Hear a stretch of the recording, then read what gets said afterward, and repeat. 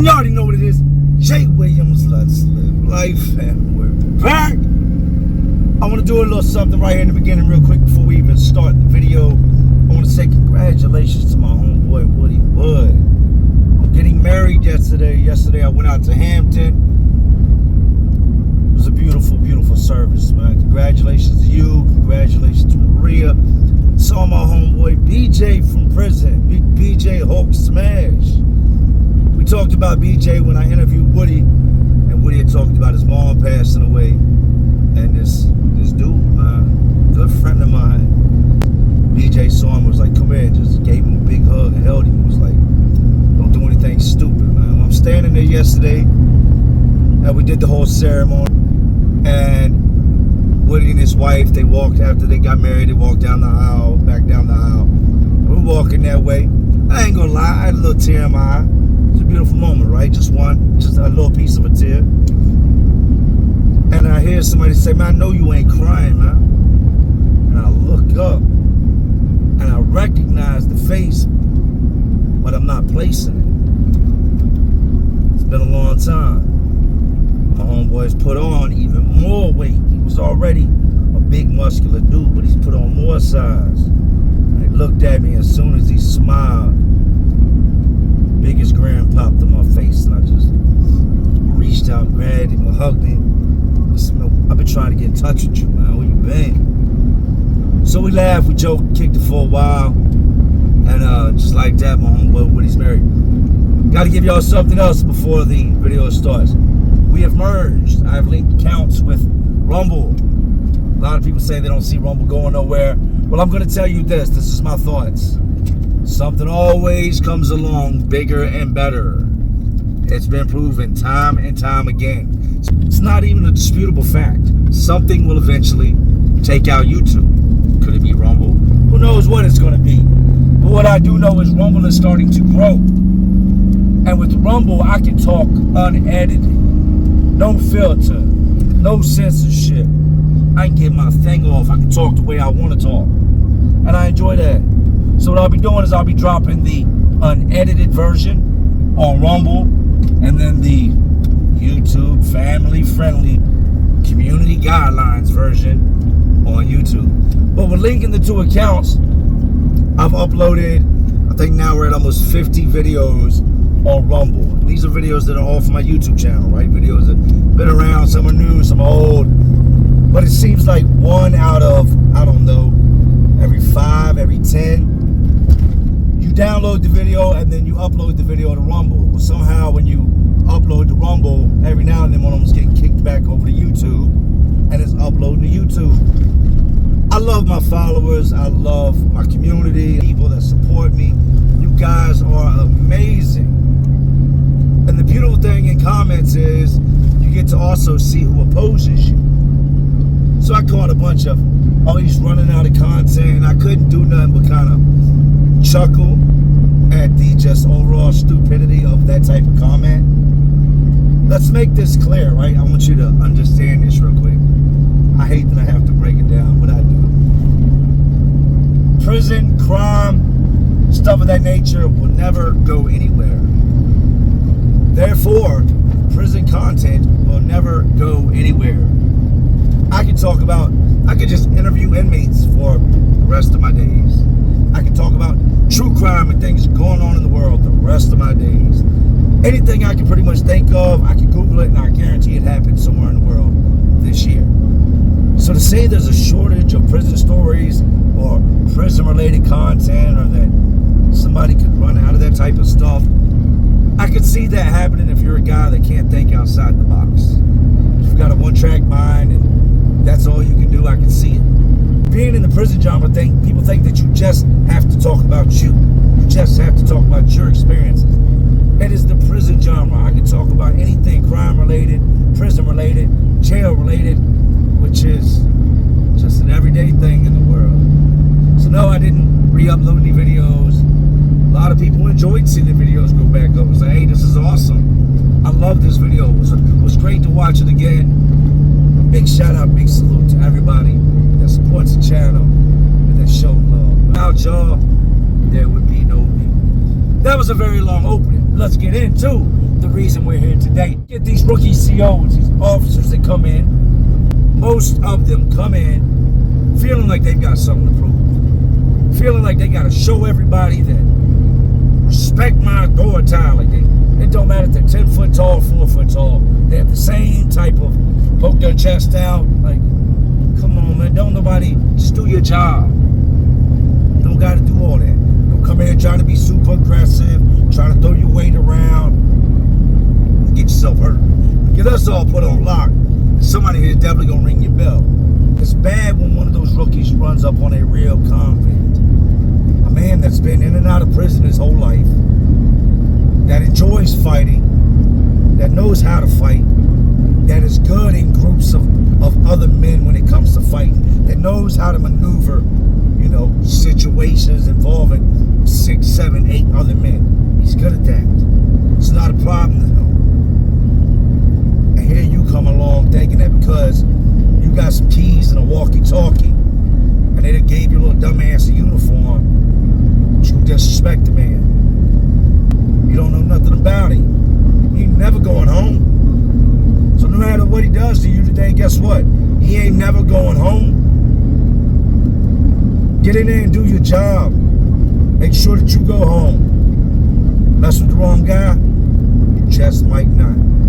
Now we all know in the end, the guards, they always win. There's too many of them. They have too much stuff, too many shields and pads and sprays and devices that eventually they're going to win. Even if it means they got to put a bullet in you, they're eventually going to win.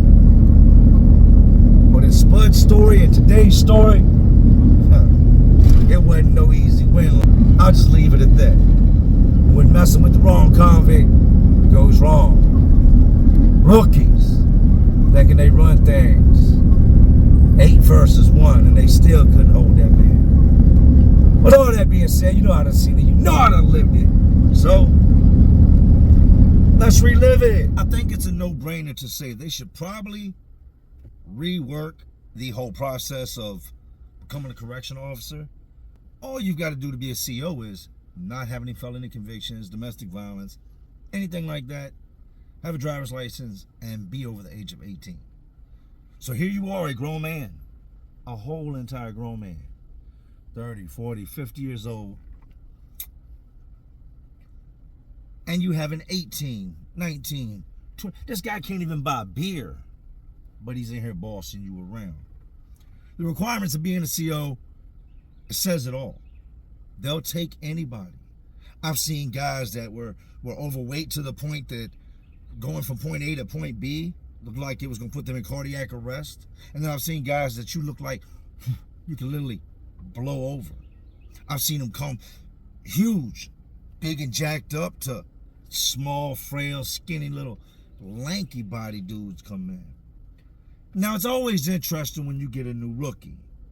Most of these vets, these COs that have been around for a while, they know the process. They want a smooth day. They don't want to be taking people to the hole. They don't want to be fighting. They don't want to be arguing. They come in, they do their job, they keep it moving. If you need something, you're not annoying, you're not somebody gets underneath their skin, they're going to help you out. But if you're the guy that's always writing paperwork, writing him up, always at the booth asking for something, you might get some kickback. But you knew what to expect with these guys. Those are the COs I can respect. The ones that every single day, they're the same exact way. When you see him come through that door, all right, who's that? All right, man, we know what time it is with him. With these rookies, it's a whole new world. I've seen the rookies come in and you can see them. They're like little deer, scared to death, especially when they're young. You're talking 19, 20 years old, ain't never really been in the streets like this before, ain't never been around this caliber of men. Here it is, they walk in, and they're responsible for everybody in here. They're supposed to keep the peace, and if something happens, run in that direction. I've seen them actually run in the opposite direction and lock doors, just clang, shutting doors as they were running, and that'd be their last day. But with the rookies, it's always interesting because you don't know what you're going to get. Is this dude going to go on to bring the pack in? Is this going to be a cool dude that you can laugh and joke with? Or is he going to be somebody, oh, I'm writing you up. Oh, what'd you do? Oh, I'm writing you up. Hey, I told you. A lot of times these rookies come in and it's like they have something to prove. So a guy that ain't been in no trouble in years, that's looking to go home based on his good conduct, wants to keep it that way. Now this guard comes in and writes him up for the smallest thing, and you've now just jeopardized his chances of going home. You've just now jeopardized your life. Seen a lot of rookies come and go over the years. Seen rookies come in as rookies, and by the time I leave, they be lieutenants. I've seen them come in as rookies, and in 6 months to a year, be a sergeant. Some guys were just made for this. But then you've got some guys that should never, I repeat, never, ever be in a position of authority.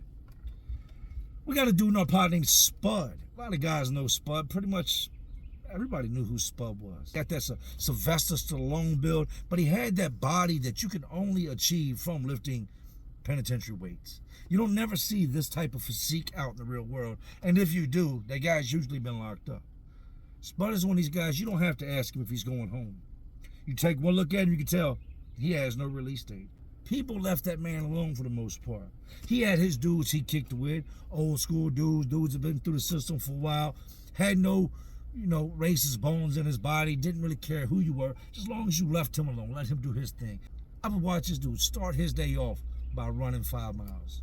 We'd go out for record, he would drop down and bang out a whole bunch of push-ups, run all the way around the track, stop, bang out a whole bunch of push-ups, run all the way around the track, and he would continue doing that the entire rec period. Then he would come out at the lunch rec period and kind of walk with his dudes, talk with his dudes, smoke, do what they do. And then in the evening, he would come out and he'd really go hard on the weight pile. This man is the definition of a convict. He doesn't bother nobody. Minds his business. Handles his own. I had heard stories of in the past. I heard a story where the gang members tried to jump Spud when he first got there, and he pretty much broke them boys off and had them boys running in different directions, and then that was it. I heard another story where he got into it with a dude one time that mentioned knife play, and Spud went to his cell and actually threw a knife on his bed and was like, pick it up. I was going to wait on the man to pick the knife up, and had he picked the knife up, he came on in the cell and did what he had to, and the man didn't want no parts of that knife. Spud was one of those dudes. Calm, quiet, laid back, but the type of man you want to leave alone. He's in here because he's already taken somebody's life. So the possibility of him taking yours is pretty high. What does he have to lose? Nothing. We get this session of new officers, and we would see the officers come in before they would actually get hired. They would walk them in their street clothes. It was kind of a tradition for us to show off when these new officers came in. It'd be a sergeant or a lieutenant, and he'd come to the door, and we'd all be locked in our cells. They usually wouldn't do it with the doors open. Every now and then, we'd be out in the day room when they come in. We'd be in our cells during count, and this sergeant would come through with another officer, and then they'd have a whole little group of scragglers behind them, which would go on to be correction officers. Some of them would take that first walk through and be like, yeah, I'm never, ever coming back here again. This is scary. This ain't for me. I'm going to get a job at Dollar Tree. But they come through walking through, and you would see this every few months. We get a rookie. Somebody's done quit, people done got fired, officers got transferred, they've got a shortage. They're always hiring new DOC employees. They would usually put the rookie on a shift with an officer that had been there a while. Now this officer's gonna show him the ropes, give him the rundown. Hey, look, these buttons do this, guys gotta be in by this time. If this happens, do this. They would give them the ropes. But you got some officers like the officer in today's story that just want to do things their way. They want to, I don't know why you would want to try to poke your chest out and come into a place like that and try to big boy people, but you get a lot of them officers. Well, we got a younger black dude, and when I'm telling you dude was young, he might have been old enough to drink. And if he was old enough to drink, 22 was his max when he came to his age. Now, he's a regular dude. He doesn't look like a street dude. He doesn't look like a dude that grew up around any of this. Doesn't look like there's any possibility that anybody here could be his homeboy. This dude reminded me of Carlton. You're way outside of your comfort zone, homeboy. Stay in your lane. Right out the gate, what does this dude do? He comes in his first day and he's walking by cells. Hey, sir, excuse me. Can you take that down? Hey, can you? He's barking orders at people. And you got people to talk to. Hey, man, get the fuck out of here. Get your dumb ass out of here, man. Come in here trying to run shit. Hey, get your green ass out of here, rookie. That's what we do. We try to apply pressure on him, make him nervous, right? Hey, man, get out of it. Like, dudes are yelling at him. Well, about to say, hey, can you take that, man? Fuck you. What's your name? Give me your ID. Man, fuck you. My name is I ain't got no ID. Get away from my cell. Dude started carrying him. All he should have done was just walk through, got a feel for the place, got to know the guys, let the guys get to know him. That's how respect is built. You're not going to get no respect coming in there, barking orders. Hey, do this, do that. Ain't nobody your kid in here, and you're not built like that. He goes by Spud's cell, tells Spud, excuse me, sir, I need you to remove that towel from the window. It's hot in them cells in the summertime. We have no AC. That window lets in an enormous amount of heat. You could feel the bed. The bed just heats up from the glare coming into the glass. So you would take a towel and put it on the bars and block out the light. It's just so hot, so miserable. There's some days you just lay in there underneath your fan just like, is this it, God? It's the day to day. Is this how I'm going to die? I'm just going to lay in this bed and melt. Tell Spud, excuse me, sir. Hey, I need you to take the towel out the window. Spud's got his back to him doing something. Spud tells him, fuck away from my cell, man. It's hot. What's your name? Don't worry about my name is, man. Get away from my cell. It's hot. He goes on about his business, telling other people what to do. Some comply, some don't. Walks by my cell. I'm sitting in the bunk. I look up at him. He looks in at me. Can I help you with something? And he looks back in, starts looking around. So, what you lose something? Now, he has got a piece of paper, and he has written all these charges. There's a rack of names on this paper.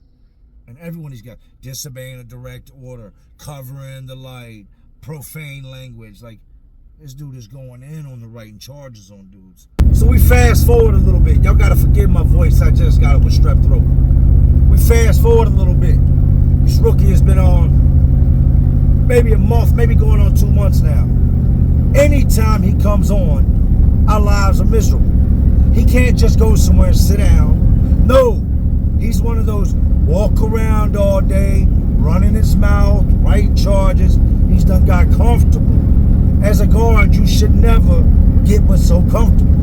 He done got to the point now where it went from the, excuse me, sir, to, hey, take this shit out the window. He's starting to bark. Got a little chip on his shoulder. Pokes his chest out when he talks. He made several comments to Spud now about this window. The man's got light. The man don't bother nobody. And the last thing they want Spud to do is flip out. Spud's a fighter. You see it. His physique says it. The way he carries himself, holds his shoulders. You can look at the man and know without knowing he fights. You know he fights. Kind of like, tell me you fight without telling me you fight. He's one of those guys. I don't know if Spud just woke up mad that he had a life sentence. If on this day he just decided, I'm going to hurt somebody. If he had enough of the officer writing him up.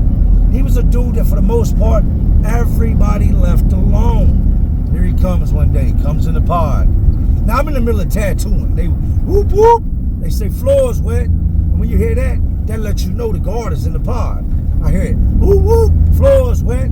So I stop what I'm doing. I tell dude I'm tattooing, hey, lay back on the bunk. Act like you sleep. You're not supposed to be in other people's cell. So when the guard walks by, he's going to see somebody laying on the bunk and see their back. And I leave up out the cell. I'm going to wait till he's done. Once he leaves up out of here, I'll go back in, I'll go to tattooing. I look over, I see the guard stop at Spud's cell. Hey, take the towel off the window. And I don't know what Spud said, but the guard went in the cell. And no sooner than he went in the cell, you heard that crack. Spot! And he flew backwards out the cell and slid across the floor. Spud come out, stood over top of it. I done told you about fucking with me. Why you wanna? And he punches him again, reaches down and he's laying on the floor. And he knocked dude all the way out. This dude come out the cell on some matrix. Like his feet go up off the ground, his body bent in half, and he flew backwards out the cell, hit the floor, slid, and laid there. He's not moving, he's not twitching, no signs of activity. Spud stands over top of him. I done told you, tags him again.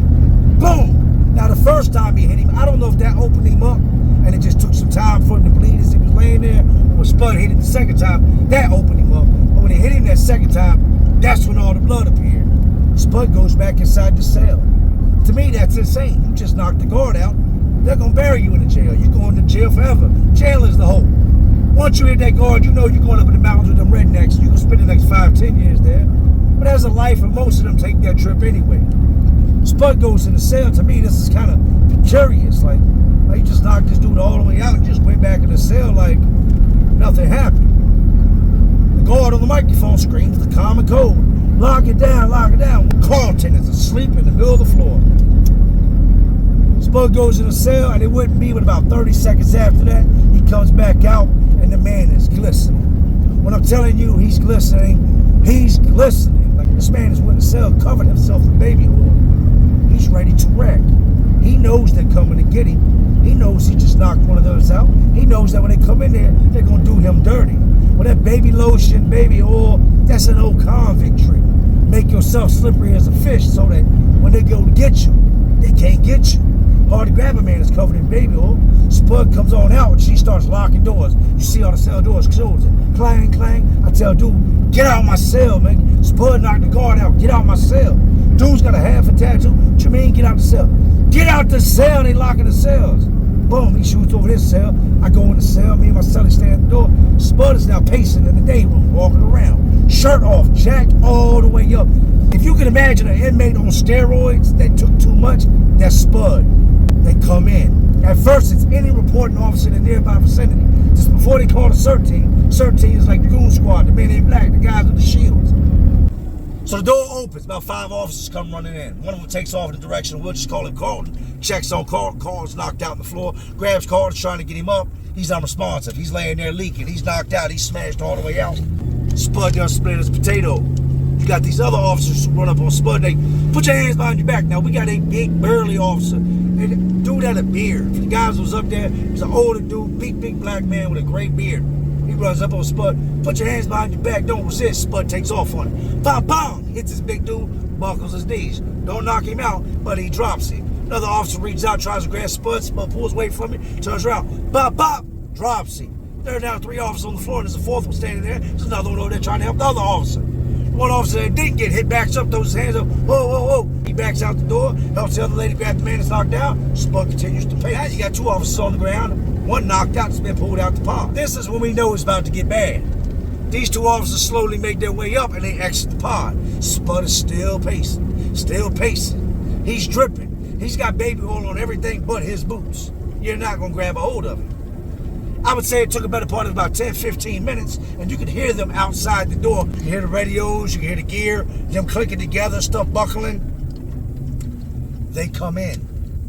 They send their big dude in. They always send the big dude with the shield first. He tries to rush Spud. Spud spins off of him, grabs the shield, and slings the man across the floor. They rush him. Like I'm talking about rush him like a group. Spud squeezes up out of him. Nobody can grab him. They're trying to grab onto clothes because you can't grab his arms, you can't grab his body. Spud peels up out the circle, and it was like they closed in on him. And the next thing you know, he reappeared on the outside of the circle and just started swinging. Flom. You got a couple of these officers that are trying to trade blows with him, and they would be the first to hit the floor. When it's all said and done, we watch this whole thing take place for probably a better part of 2.5 minutes. Spud rumbled these guards in the middle of the pod. At one point, it was 8 of them. At one point, I look out and there's like 4 of them laying on the floor. The 2 that were previously laid out have made their way out the pod. Carlton's made his way out the pod. You've got 4 men in black laid out on the floor and a whole bunch more still trying to grab Spud. Spud has got endurance. He has got stamina, and he's got that freight train hit power. They're trying to grab him. Can't get him. He's running, lumping. Circling these dudes to the point that they don't know what to do. Don't nobody want to get hit. You get too close, you get tagged, you're going to get knocked out. Take a look around you. This is a bad day to be a correctional officer. You got some officers that are fairly new and don't even know what to do. They're looking at him like they want to rush in, but you look over, you see these other guards knocked out like they're kind of, it's like playing hopscotch, like 1 foot in, 1 foot out, who's going to do what? And anybody that ever get close to him, Spud will hook off, start swinging. It gets to a point where they finally get him. Spud swings on one dude, another officer does the oops, gotcha, and clips his feet, kicks his feet from underneath of him. Spud hits the floor. They pile on top of this man. When I mean pile on top of him, flown. Leapfrog on top of him and pin him down. They're still having troubles getting handcuffs on him. They've got baby oil on them. They've got these gloves. Now their gloves got baby oil on. It's a slippery situation. They finally get the cuffs on Spud, right? And when they had Spud on the ground, they do him like they do us all. Did him real dirty. Now I've had what I'm about to say happen to me. And it was one of the few times I actually thought I was going to lose my life because I couldn't breathe. I was throwing up. It was just the worst thing possible. Spud's on the ground and he's steadily running his mouth, and as he's got his mouth open, the officer takes a can down there, and you see the can go fink against his teeth and sprays the spray in his mouth, and it's just spraying it up and down his face, at which point he starts choking, gagging, coughing, foam's coming out. You got officers punching him. Realistically, when it was all said and done, they had somewhere around 20 officers in that pod trying to grab a hold of Spud, and not one of them could see him one-on-one. Spud did exactly what I said he did. He peeled them boys' potatoes, split their wigs. They would end up taking Spud to the hole, and that would be the end of Spud. We stayed on lock pending investigation. He broke some of their jaws, broke eye sockets, split foreheads, broke noses. Spud did his thing. Some of them officers that got beat up that day went on to become sergeants. I never understood that. How does getting beat up make you a sergeant? You got beat up, now you get to be sergeant? Bunch of officers quit. And that's the story of 8 versus 1. Spud, if you ever get your hands on a phone and you happen to see this, hey, I salute you, man. You may have lost in the end, but we all know you didn't lose.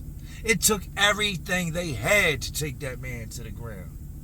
It took all of them piling on top of him like a cartoon.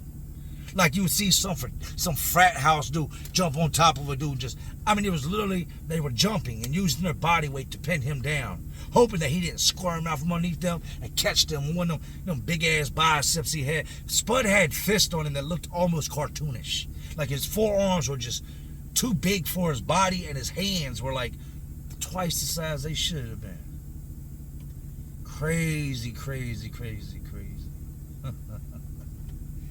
Spud, though, the knockout king. What up, though? That's what happens when the rookie gets out of pocket and tries the wrong one. Some of the men are locked up for a reason. I'm not going to say Spud deserves to be in prison for life. I don't know all the logistics of Spud's case and why he ended up in prison. I know he was a killer. I know he ain't never going home. And I know that any of them DOC employees that day that ran up on Spud will never forget his name. And I guarantee you, we never saw that rookie again after that. I don't know. I can, if he did stay in Department of Corrections, they moved him to another prison. Because all the respect he ever thought of getting was gone. In the moment that he went in that cell and we seen him do the Matrix and come back was out that cell and Spud stand on top of him and hit him that second time and lay him all the way out, oh, respect was gone. You can't come in here barking orders no more after we watched you get knocked out, homeboy. But yeah, that was a good day. Maybe not a good day to be a DOC employee, but it was a good day for us.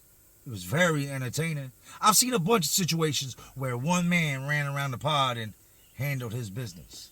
But if I had to think of one dude besides Crazy L, because Crazy L dumped a hot pot on him, was beating him with mop handles, he went all the way in. But Spud, accompanied with them big ass fists, that life sentence and that baby oil, was a whole nother problem for them men. Well, as y'all know, it is Monday. I've just got home. I'm going to get in the pool. It's hot. I've missed y'all. You know, I love y'all guys even more than y'all love me. But anyways, these jails, these penitentiaries, these COs, these rookies, all just crazy worlds inside of a already crazy world we live in. And as always, y'all know what I'm doing. Just trying to keep y'all entertained. Are you not entertained? And like always, this is Jay Williams, Let's Live Life.